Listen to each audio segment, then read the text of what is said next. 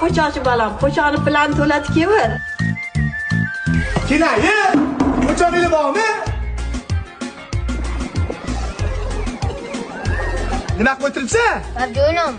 Undan ko'ra bahor keldi. Variy uchirmaysanmi? Biza payti telefon bo'lmas edi. Har xil o'yinlar bo'lardi. Po'chat terib qo'yaman. Qancha po'chan terib qo'yibsan? Endi senga men variyasi beraman. Un bo'lsa olib chiq. Amaki bu unku.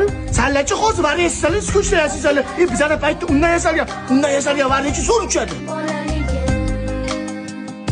Ko'z yosh to'kilgan ko'ngillar xursand bo'lgan kecha. Umrimning bahori. Qalaysan? Nima qilib o'tiribsan? Amaki nima bu? Eski davrlar boshqacha edi. Sen buni qattiqdan bilarding. Oqibat bo'lardi, oqibat. Ha, bo'pti.